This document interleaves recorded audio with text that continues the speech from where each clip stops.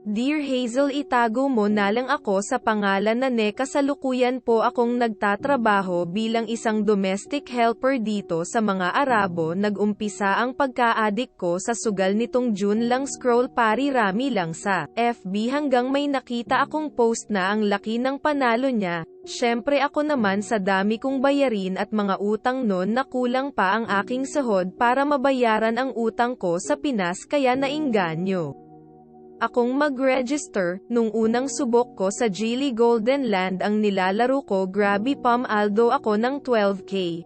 At doon na nag-umpisa ang aking pagka-addict. Nagpagawa pa naman ako ng GCash sa jowa ko. Kasi nga, kinarer ko na talaga ang pagiging sugarol. Simula nung nanalo ako ng 12K di na ako pinanalo ulit ni Golden Land kaya nag-search ako ng bagong laro at heto na nga nakilala ko si Mines Gold.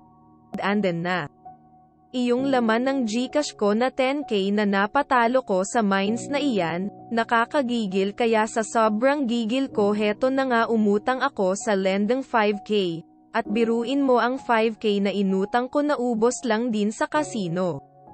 Nang isang oras lang, iyak talaga ako ng iyak nun at sinumpa ko sa sarili ko na babawiin ko talo ko hanggang umabot na kung sino 2 NLNG hinihiraman ko makapindo lang. Kasi ang nasa isip ko kailangan ko makabawi mabayaran lang ang utang ko, pero bigo ako puro talo lang. Kaya iyak ako ng iyak nun, di ko alam gagawin ko pero gusto ko pa rin magsugal kasi nga sugal.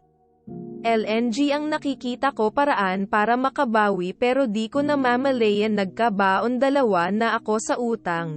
Itong September lang nakautang ako sa kakilala ko na 25K inutang ko sana iyon para pambayad sa utang pero di ko alam anong pumasok sa utak ko at kinash in ko iyon sa pag-aakala na tulad ng naglalaro ng Mines madodoble iyon. Pero sa kasamang palad napatalo ko ang 25K ng 3 oras lang. Dun talaga ako nang hina at nalupaypay buong araw at gabi akong umiiyak. Sobrang pagsisisi na aawa ako sa mga anak at pamilya ko kasi ako lang inaasahan nila. Iniisip ko mga anak ko WLA ng damit WLA. Ng allowance WLA ng bigas at dun talaga ako nang hina sa kakasugal ko mas naapektuhan ang pamilya ko. Nagdesisyon akong tumigil na sa sugal at kinwente ko na utang ko lahat 2 Diyos ko po nasa 70K na pala.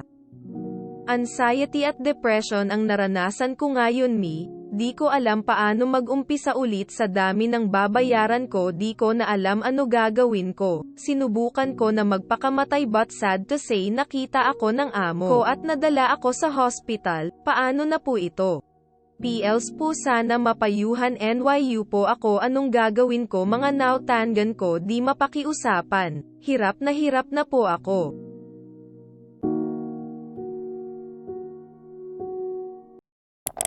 Gusto mo din bang i-share ang kwento mo? Mag-PM ka lang sa Facebook page na Kwento Mo kay Hazel. Salamat sa panonood. Hanggang sa susunod.